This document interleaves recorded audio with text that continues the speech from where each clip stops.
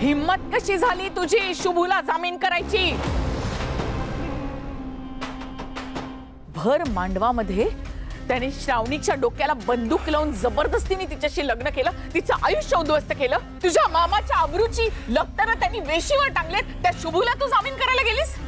अगं लाज वाटते मला तुला माझी मुलगी म्हणायची. मम्मा, तू चिडण्याआधी माझं ऐकून घे ना.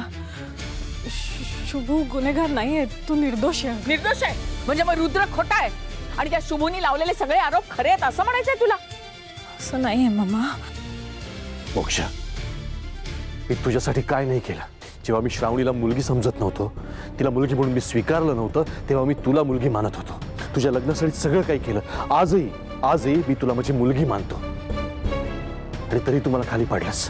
असं नाहीये मामा. शुभूने जो मार्ग निवडला त्याची जी पद्धत होती ती चुकीची आहे, मला मान्य आहे. पण तो ज्या पल्लवीबद्दल, क्रांतीबद्दल ओढून सांगत होता, त्याची शहानिशा न करता आपण रुद्र सरांवरती आंधळा विश्वास कसा ठेवू शकतो?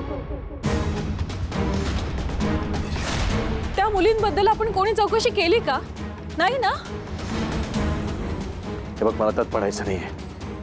मला एकच प्रश्न पडलाय की शुभू हे असं कसं वागू शकतो.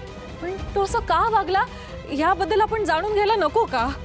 मोक्षा मॅडम, तो शुभंकर तरी खरं बोलतोय हे कशावरून? काय पुरावा आहे तुमच्याकडे? पुरावा आहे की नाही हे तपासून बघायला हवं ना. त्याचं काही ऐकून न घेता त्याला चुकीचं ठरवलं तर? त्या शुभंकरचं ऐकून घ्यायची काय गरज आहे? असं नाहीये. मी शुभूला चांगलंच ओळखते, तो चुकीचा असूच शकत नाही. अच्छा, म्हणजे मी चुकीचा आहे का? नाही, मी असं नाही म्हणते, पण तो जे म्हणतोय ते बरोबर आहे की नाही ते तपासून बघायला हवं ना. त्याची कोणी चौकशीच केली नाहीये. हे बघा सर, मोक्षा मॅडम जे भलते सलते आरोप करतात ना माझ्यावर की मी स्वतःला वाचवण्याचा प्रयत्न करतोय, तर तुम्ही माझी तक्रार करा. मी तयार आहे चौकशीसाठी. आणि मोक्षा मॅडम, त्या शुभंकरने बंदुकीचा धाक दाखवून श्रावणींचे लग्न केलंय आणि असं असून सुद्धा तुम्ही त्या शुभंकरचा जामीन केलात आणि ही खूप महागात पडणारी गोष्ट तुम्हाला. आणि या सगळ्यामुळे सरांची अब्रू जाणार ती वेगळी. आणि असं असून सुद्धा जर तुम्हाला संशय असेलच माझा तर करा चौकशी माझी. थांब रुद्र, शांत हो. मोक्षा, तू आज जे वागलेस ना ते अत्यंत चुकीचे आहे, लक्षात ठेव. आणि आज समोर जे दिसतंय ना त्यावरून शुभूला शिक्षा होणं गरजेचंच आहे.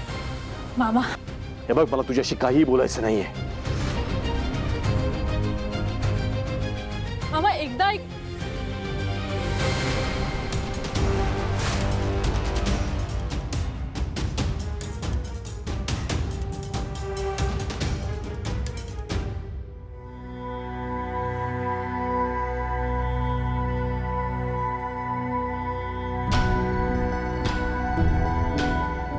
मोक्षा, शुभू कसा आहे?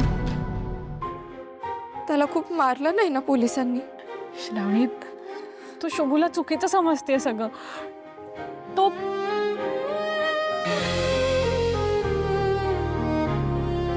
श्रावणीने शुभूबद्दल गैरसमज करून घेतलाय.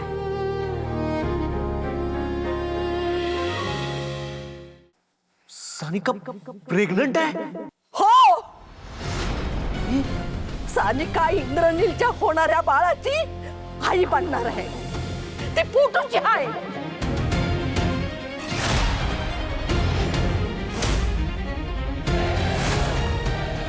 शुभ, तू जर स्वीटीचे लग्न केलं असतस ना तर स्वीटी सानिकाचं लग्न इंद्रनील बरोबर करून देणार होती. तिच्या पोटातल्या बाळाला बापाचं नाव मिळणार होतं. शुभ, आता तर तू समजा डावच उलटून टाकला रे. आणि तुला काय वाटलं रे शुभू? श्रावणीचा जीव वाचवून तू लई मोठा तीर मारलास. पण एक गोष्ट ध्यानात ठेव, या श्रावणीच्या नादामुळं तू तुझ्या सख्या बहिणीचं आयुष्य पण उद्ध्वस्त केलंयस.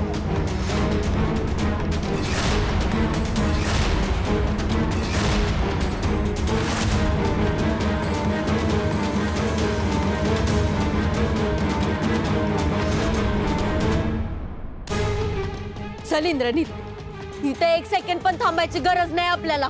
चल स्वीटी थांब ना. स्वीटी अगं ऐक की माझं. अहो स्वीटीच आहे. तुम्ही तर स्वीटीला समजावा की. हे बघा झाला तेवढा तमाशा लय झाला.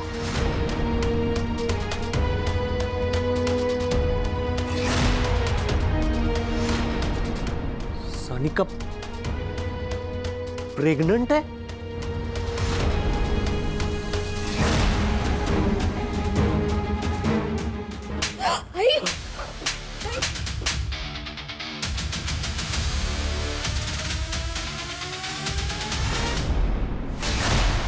आई आई ऐक तरी. शुभू शुभू तुझी आई म्हणून घ्यायची मला लाज वाटते रे.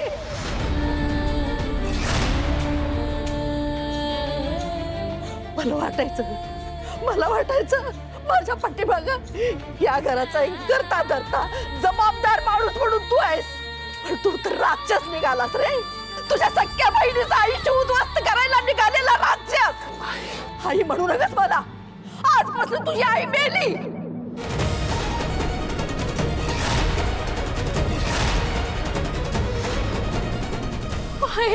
काय बोलायलीस?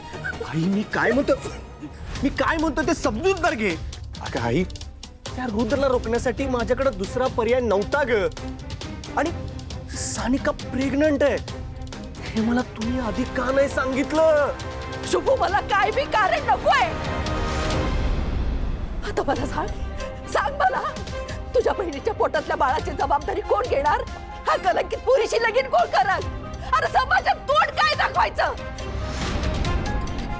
शुभू एक काम कर ना. आपण दोघीसनी विष आणून दे. म्हणजे कसं होईल माहितीये का? आम्ही दोघे मरून जाऊ. मारून टाक आम्हासनी. मारून टाक.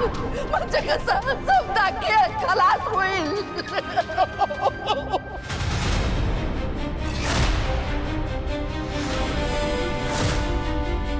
कारभारने अगं शांत होय की. हो कशी शांतू. हो आयुष्यभर या घराची इज्जत कशी राखली जाईल, समाजात आपलं कसं नाव टिकल, यासाठी मी प्रयत्न करत राहिलो. पण या शुभनं आपली इज्जत फार मातीत मिसळली. धुळेला चालली त्याला. कशी शांत राहू मी. तू शांत. गप्पा बसा. हात लावायचा नाही मला. आता तुझं मी काय बी ऐकून घेणार नाही. आता मी काय करतो ते बघ.